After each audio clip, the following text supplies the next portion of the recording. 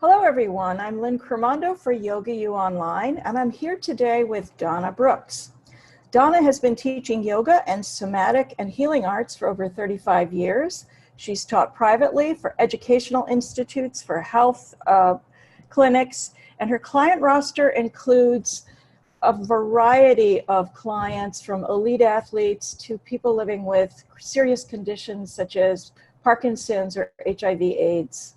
She's a certified yoga therapist and a registered somatic movement therapist and educator, which makes her uniquely qualified to talk to us today about some topics that I think are very current right now in the yoga world. And Donna, I'm gonna throw a couple of words at you. Okay. Resilience. Yeah. Movement. Yeah. Fascia. Okay. It's all there. It's all important. And yeah. I hate using this word because I believe it's getting a little bit overword, but trauma. Yeah. Yeah. Okay, so you've got an incredible personal story that speaks to resilience. And Yeah. I know it was brought you in your work to an intimate understanding of both facing despair and adversity and challenge and finding your way out. Absolutely, Lynn. So somehow your story brought you to this work. Am I correct about that? Yes, and I would say that I've always had an affinity for movement ever since I was a little girl. I used to do these stretches on my mother's bed that I didn't realize until I was 20 were like I was figuring out yoga. You know, I was doing plows and just like wide leg stretches, shoulder stands. And I just always had an affinity for movement and for yoga. So I think I was born with that. Yeah. And in terms of my understanding about, and I agree with you that the word trauma is sort of becoming generic and overused. But I would say we all are affected by distress that not only affects us emotionally, but affects our tissue. And the tissue that is most affected because it's so plentiful in our body and so important how we move is the connective tissue matrix. And I prefer the word connective tissue because there are things that are clearly fascia in my understanding and things that are not exactly fascia but are part of a bigger weaving and webbing that operates with the fascia that is more connective tissue is a more appropriate word, but I know they're being used interchangeably and that's fine. But a lot of the way that connective tissue, and I agree with you because ligament is connective tissue and it's covered with fascia. Cells are covered with fascia. Everything's covered with fascia. Yes. But what I'm most interested in when I look at your story that you've written about is not that anatomical, we'll get to the dry anatomical understanding, but I'm more interested in that human how that fascial structure, how we wear our bodies, how we wear our life experiences, what your process was in that regard of coming into this work via your story. I was born in 1960 and I was told that my father was dead and my mother was a widow.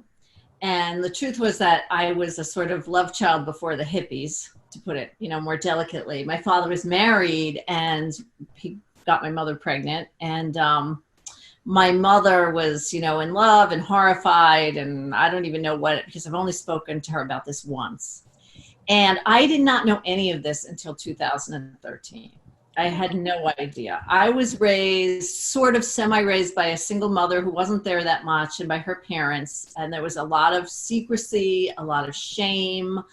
I supposedly had this father who was dead in New Mexico, but there were no pictures. There's no visit to the grave. No one mentioned his name. So I always felt like I didn't quite belong on earth. I always felt like I was on shaky ground and I wasn't completely here. And maybe that's some of my interest in movement as a child. Maybe I was trying to find a way into embodiment. And, I was like athletic enough. I mean, I wasn't but I still didn't feel I was really embodied, even though I didn't have a language for that. And as I got older and I saw a lot of friends who had, difficult situations, like you could see things like someone got beat up by their parent, or someone, maybe there was even sexual abuse, or there was alcoholism. But I wondered, like, why I still felt seemingly so much more shaky than people who seemed to be having much more traumas than I had. And, I kind of couldn't figure it out. And I ended up marrying someone who was also pretty traumatized. And I stayed in that relationship and marriage for decades, for 27 years. It was a very confusing and suppressive kind of environment. I was still able to sort of keep my work hanging on by threads. I couldn't fully express my work, but I never completely strayed from my studies and my engagement with the body, and in that, certainly learning about fascia kind of early on, through the Ida Rolf books and materials of Rolfers. And then in 2009, I don't even know exactly what precipitated it. I have some ideas, but I left my marriage, and I left honestly with nothing. Like I had food stamps on one client. I hadn't been working, and a summer's worth of house sitting. And luckily my son had already launched, and my daughter was going to college. So I felt like, okay, I could leave.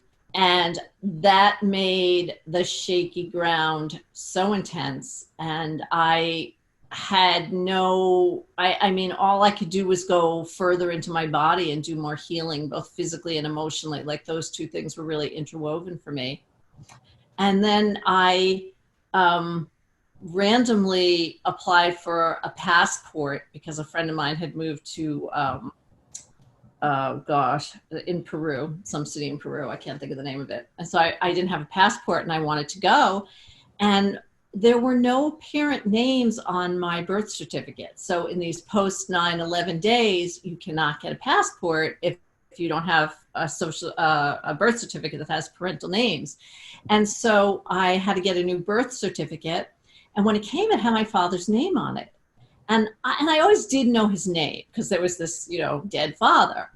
And when I was in college, I think I'm a, native New Yorker. So I went through the 5 boroughs phone books on the island, but never thought of Westchester, which is where he was, in Yonkers.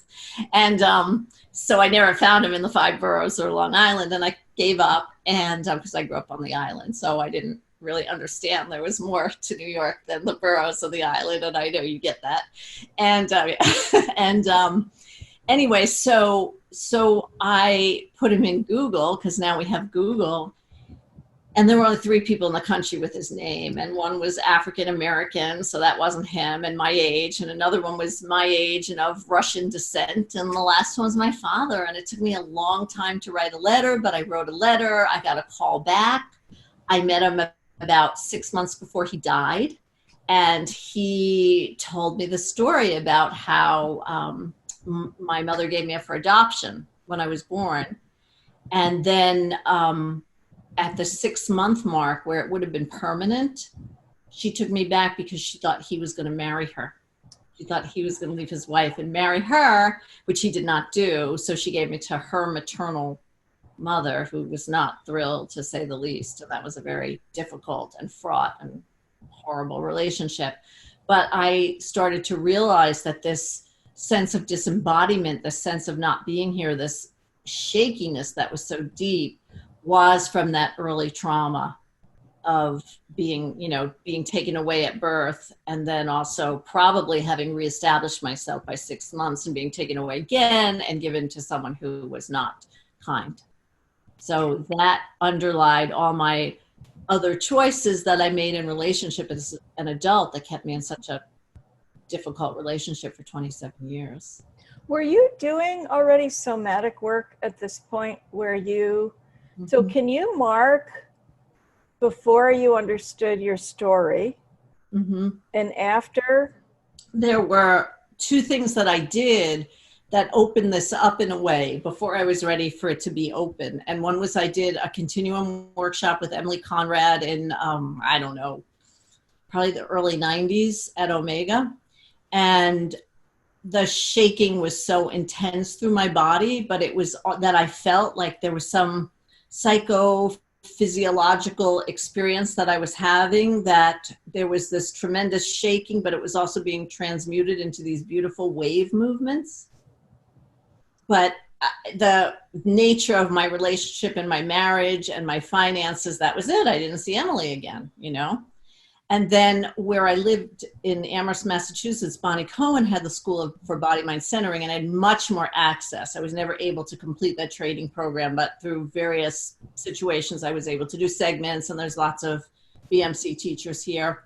And there was one day I was in a developmental module at the school, and I don't even remember which developmental pattern I was in, but I had so much support in the pattern. Like, I felt support I'd never felt. Funny thing is that as my ex-husband came into the room, and as soon as he came in the room, I couldn't support the pattern. Wow. And I knew I had enough in myself that I knew that that was my path. Like, part of my somatic healing actually has been really recapitulating my developmental patterns. But I knew I couldn't do that in that marriage. So I kind of put it away until I could go. So those two things were like markings. That's an amazing story. So when you're telling this story, does it sound like an amazing story to you? Because, you know, people tell me it's an amazing story. Like, my daughter's like, "Oh, you should do the moth," you know, like I would imagine that in my generation, you know, like in your generation, like, there are probably a lot of people who have these sort of unspoken, mysterious, you know, who their parents really are kind of things. I happened to marry someone who was, you know, I thought he was a good choice because earlier on I made even worse choices, but he was, you know, deeply spiritual. So I had avenues to a lot of meditation and yoga, but sort of the self-actualization part of life was something that was very difficult for him to accept in me or move forward on himself. So it so speaks to the way that we understand things, and then we understand them a different way, and then we understand them a different way. Like, something happens, and this thing that we've always understood one way, we now understand a different way. Like, you had no father, and then you had a father. And, you know. Yeah, I mean, my father was, you know, there were other out of wedlock children. You know, he was admittedly, you know, he was dying when I met him, so he was admittedly a pretty not good guy. Yeah. So in your experience, you found that shakiness was from your story. Yes, I think is that a common pattern then because now you are doing both yoga and you're doing somatic awareness and movement awareness. Is that a common pattern that you're finding, is that people physically reflect whatever their story is? Oh, it's so much a part of what we are. Absolutely. I mean, you know, another somatic pioneer that influenced me greatly was, of course, Feldenkrais. And he talked about how, like, basically reclaiming our intelligence is to get through all these patterns, and that everything that we experience in life that we sort of get compressed by or constricted by or confined by, those become patterns in our bodies, either physically, mentally, or emotionally. You know, it could be injuries, it could be trauma, it could be both. It could be, you know, like, culturally, the fact we all have to sit in chairs.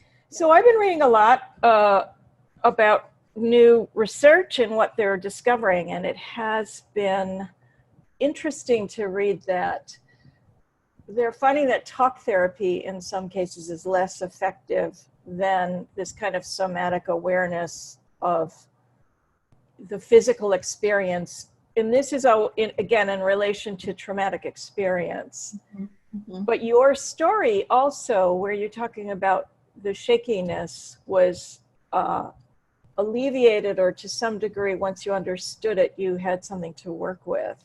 Yes. So I think that what happens is that anything we kind of can't process, So, Peter Levine's book, sort of the, psychological approach to somatics, and that whole idea of being able to discharge when you've had something happen. So if a mouse gets caught in a cat's mouth, but the cat drops the mouse is stunned, but then can shake it off and life goes on as usual.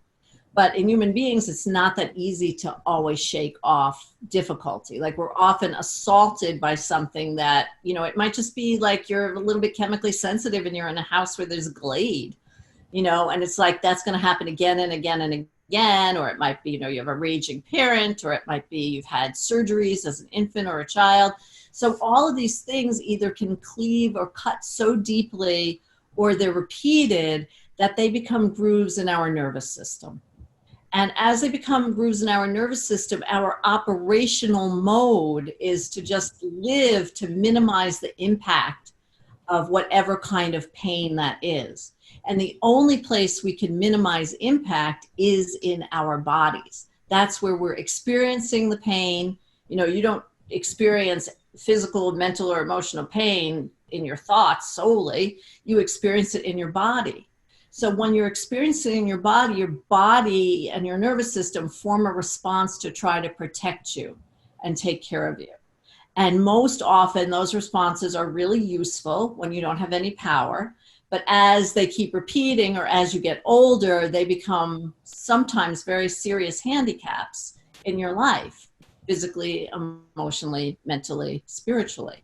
And there's in my experience, on both sides of the coin, because definitely when I work with people, they'll be like, wow, they'll have an insight about something that happened in their life by releasing releasing through a movement, or they'll have, sometimes for no reason, they'll start crying. And I'm not a therapist. So if it's something that, there needs to be guidance, like it's very tender, it's very terrifying, of course, I send people to therapy as an adjunct.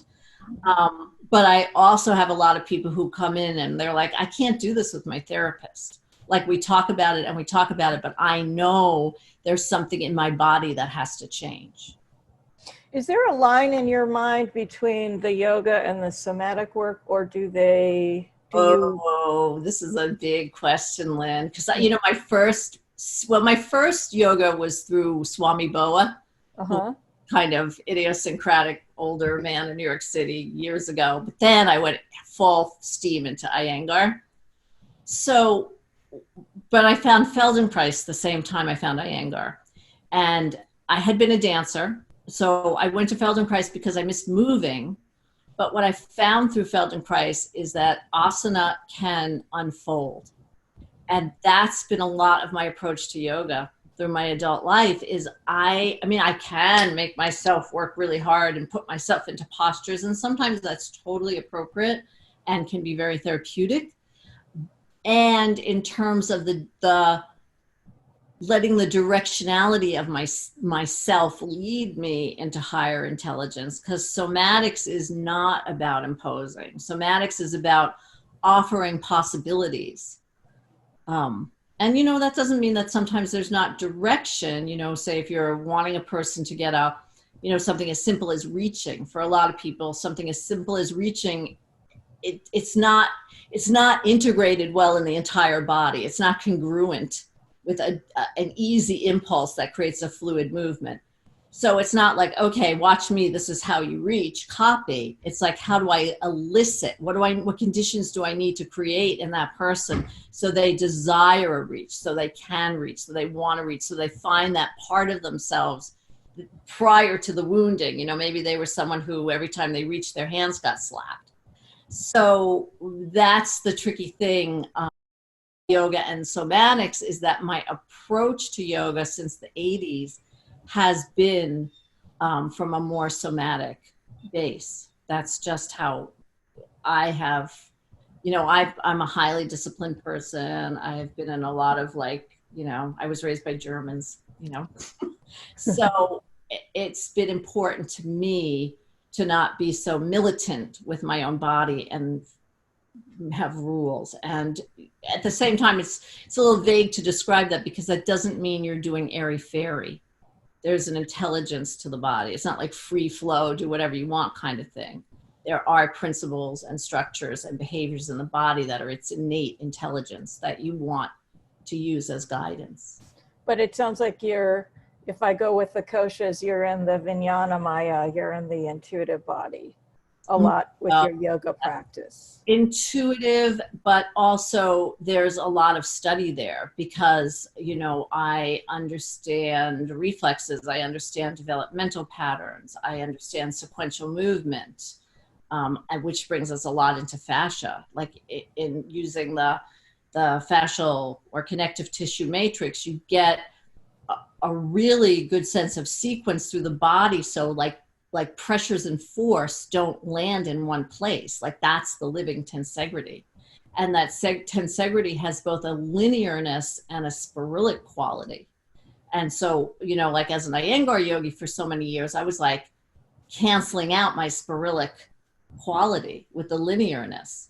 But the spiral itself isn't just, you know, like there's this very intentioned fluidity that holds a lot of like positive tone. So like all these things, like what is tone in a muscle? Like, so I'm not just being intuitive. There's a lot of understanding. You know, I don't know if Bonnie Cohen says this, honestly, I don't think she says this, but how I describe her work a lot is that each tissue has intelligence. Mm-hmm. And if you can tap into the intelligence of that tissue and let it appear, you find amazing ways of supporting your body. But the way that you were just describing that flow of fascial tissue, isn't the opposite side of the coin true, that there's a strain pattern in the fascial body where obstruction lives, and the obstruction maybe is that bit of life experience, or that's how you're... Oh, absolutely. The fascia, I think because the fascia is so plentiful, like, you know, we were talking before about, you know, ligaments and tendons can be considered part of this connective tissue matrix. The outer layer of bone, the periosteum, the meninges of the nerves, certainly the holding tissues of all the organs, and the tendons that support the organs attaching to fascia and to skeleton. You know, some people go as far as to claim that the membranes of the cell are part of the connective tissue matrix. So we're talking about something that's so ubiquitous. And so when you think about, you know, tissue being strained, lots of times people say like, oh yeah, well, you know, I strained my wrist. And you know, that's true. You might find inflammation and pain in your wrists that isn't anywhere. But if you start exploring the movement of the wrist, you're gonna find related stuckness or weakness or overcompensation up down into the shoulders or down into the fingers or in the ribs or behind the shoulder blade. And I think what happens when we have both emotional trauma or emotional upset or emotional constrictions is that kind of emotion locks down the trauma and rigidifies it.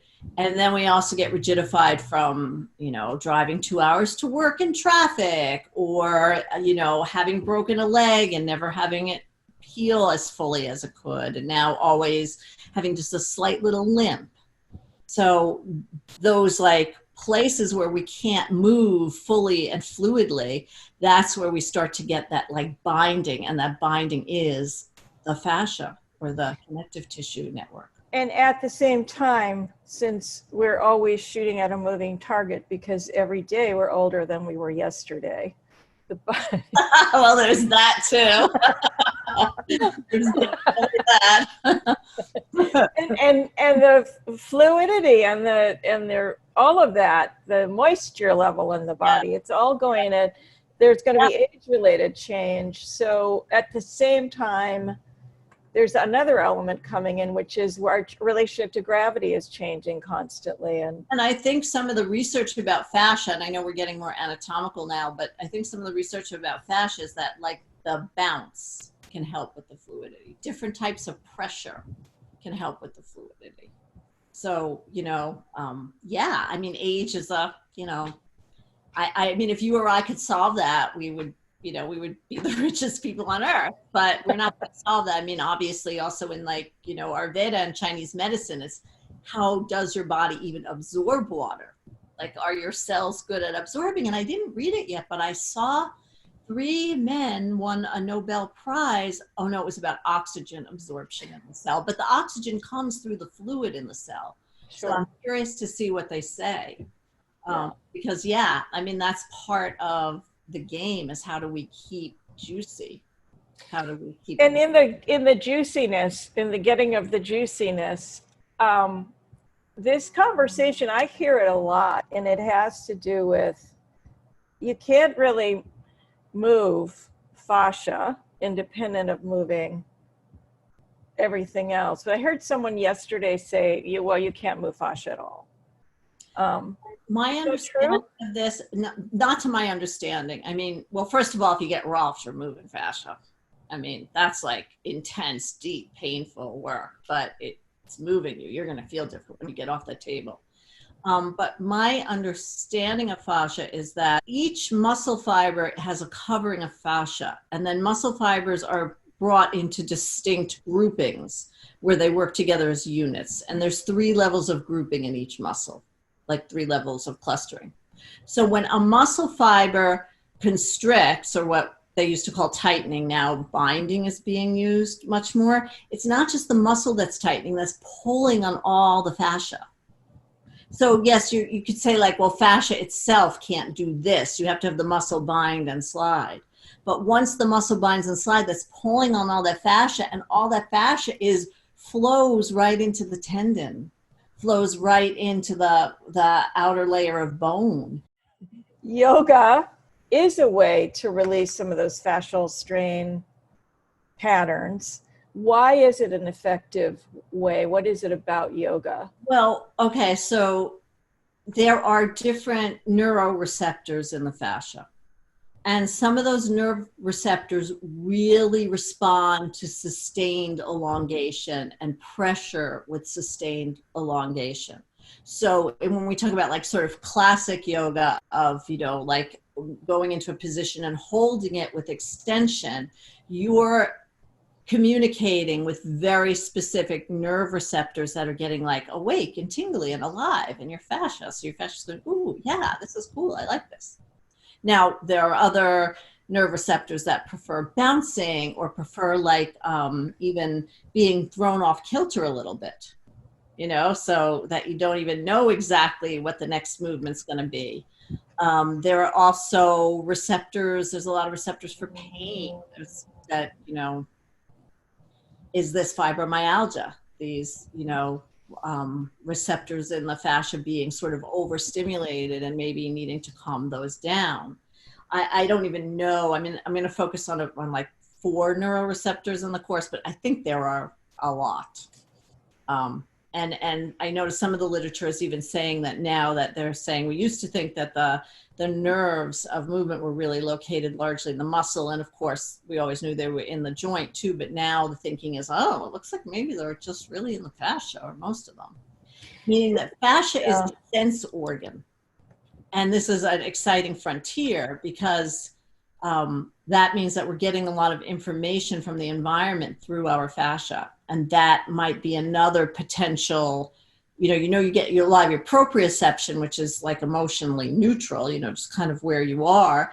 But what if that's combined with emotion? What if you're losing your balance and there's a fear with that? How is that being read, not just through your nervous system, but through your fascia? And I don't know, these are all just questions, but clearly to me anyway, and I think to people who are researching this through body work, is that when you move the body, you often get emotional release. Mm-hmm. And that the feelings that were first sort of hunkered into or clamped down from because of the emotional response, those emotions aren't separate from where you've stored that in the body. And it's not just storing a feeling, there's a constriction of the tissue where that's been stored. So some things happened that you're not even conscious of. There might not be. And in your body, you've had a reaction and you're not conscious of that either. Most people aren't, you know, And most then you have a release when you're doing your yoga class and you don't even know when that happened. exactly. And then it's like the, you know, the art of the yoga teacher, like, I have to have a conversation with this person. Is the conversation enough? Do I need to gently make a referral for them? Do they even feel safe enough to come back into the class again? I want to ask you just on one other topic, because I think it's related, and that is you talk about conscious embodiment. Yes. And that's another term, but I think it's very relevant to this conversation about fascia, because, or fascia. I always say fascia. Yeah. Fascia, fascia. Tomato. But that that sense of embodiment really is connected to that, you know, the name connected tissue, connective tissue. Yes. It's holding it all together. Can you just go a little bit into that realm of where embodiment comes into that picture? Well, I think, first of all, this kind of sounds cliche, but it's true. It's when we're embodied, it's like we're not living in our thoughts or our projections of the past or the future. We're actually experiencing life here and now through this vehicle of body. Now, I think, like, yogically, we can say that the body is permeable, it's not solid. You know, there's this transparency to whatever exists that we don't see in our ordinary mind. So I'm not trying to say that it's just about flesh and bones, but I'm suggesting that the authenticity of that transparency and the fullness of our physical, emotional lives together come from experiencing life viscerally in the structure. Like, you could think of it, I mean, the kind of illustration that most people relate to or understand is like someone who gets an athletic high. You know, like they're like a marathon runner, and it's hard and it's hard and it's hard, and then all of a sudden it just kind of like kicks on, and they're in glide and they feel so alive and they have a transcendental experience. And I don't mean to say that we have to, you know, be anywhere near that extreme to have this. I think this is our actual birthright to have this in normal time. But because of how hard it is for most of us to be in our bodies, because there's so much physical and emotional pain in our bodies, we wall off sections and try to sort of maintain a distance, an intellectual distance from our bodies. So breaking down that distance and being able to go back in is embodiment. And there's incredible pleasure. And if we've had a lot of walling off or there's significant trauma, then there's pain to go through too. But it's doable.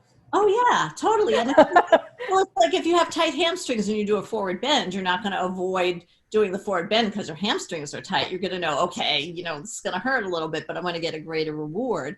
Yeah. And that's what it's like, at least in my experience, that's what it's like to go through frightening trauma. So you're going to break down some of the geeky parts of this in a class for YogaU, and we're calling it something like the role of connective tissue, of the connective tissue matrix, which is what we've been talking about in fostering resilience and strength. So that's really a combination of story meets. And what I want to say, if the fascia is dried up or constricted or really tightly bound, you're not going to get resilience and strength. Just like emotionally, if you're really tightly wound up and tightly bound, you know, and then like someone slams a door and you know, jump up to the ceiling. So it's that resilience and strength actually come from the pliability and the fluidity and the elasticity, because fascia has a lot of collagen and elastin. Mm-hmm. And so that gives it a kind of, you know, fullness, like, you know, when you're young and you see those babies with those puffy cheeks, that's collagen. And then elastin is like when if you pull on your skin and it goes back, you know, it goes back pretty quickly. That's good. Then that's harder to do when you age, absolutely. And those things actually are the starting ground for resilience and strength. So tell us, is that what you're covering in your course that's coming up, or will you be doing more things? Let's see, what are we doing in the course? Well, we're going to look at what the connective tissue matrix is. We're going to see if we can kind of physically experience the glidiness of it, the elasticity of the tissue, the collagen, and we're going to definitely look at that, how it relates to muscle and how muscle initiates movement, but it very quickly goes into the fascia and including the bone spirals. So that like layer of bone and how, you know, it's not exactly linear to move our bones, and we're going to work a little bit with that linearness and spirilicness, and we're going to look at some of the nerve receptors in the fascia. I think one of the words you used, which is not used a lot in yoga, but it is prevalent a lot in the body, is that verb glide. That's so important. That I don't think a lot of people realize how many things it's not rotate, it's not flex, it's glide. And again, if you've got the fluidity and the fascia, you can glide, but you can't. And talk about aging too, like finding glide in the joints. That's a whole different experience. Like that's the glide in my experience is what allows people to have more range of movement. And, you know, years ago, I think it was Thomas Hanna made this claim, and I don't know if it's verifiable, but I think it is, that when your joints are functioning properly, you are making more synovial fluid. So when you have a restriction in your joint, you're actually impeding your own synovial fluid production. And there's a question, is that part of the connective tissue matrix? You know, I mean, some people assert synovial fluid is part of the connective tissue matrix, and functionally it does seem to be connected. Like, I don't know about parsing it out scientifically, but the fluidity and glide of your joints and their range of movement is very much a part of having this combination of linear and spiralic movement. So who would be interested in taking this course? I think anyone who wants to move better, honestly. I think a lot of what I try to teach, what I'm told, you know, I have my students, and my students tell me, oh, you teach homeopathic yoga, or you teach foundational yoga. Like before people even do yoga classes, they should take your class, because I'm really trying. I mean, I guess I'm like an essentialist. Like I want to get at like, what is this bottom common denominator that we should all know about being happy and healthy in our bodies. And then we can apply that to yoga. We can apply that to Pilates. We can apply that to dance or to fencing or whatever. You know, you could have fun if you have a more thorough experience, not just understanding. So I am geeky. So I definitely, you know, will have anatomical drawings and artistic representations of anatomical drawings, but the main thing is for you to experience more both liberation and integrity. So I like to say integrity and ease. And yogis often have a lot of integrity, but at the cost of the ease. You know, it's like a held integrity. And, you know, my experience is that has serious limitations. Like it has a role, you know, if a person's very rubbery and they find a lot of structure, that's a revelation, and that's great. And also as you age, it's harder to kind of keep that kind of intensity up with your body. So you have to give it a break. So we're going to get some geekiness, but it'll be like the fun aunt of geekiness. Oh, totally. Totally. You know, there's going to be even in the course itself, like there's obviously the practice video, which I just completed, which I really enjoyed making. But even in the courses, when I teach courses, I do like, you know, experiential breaks about what I'm talking about. Great. So it's not just a science class. It's really going to be about living in your body and being. Things are going to be, you know, different, or it might be different for folks.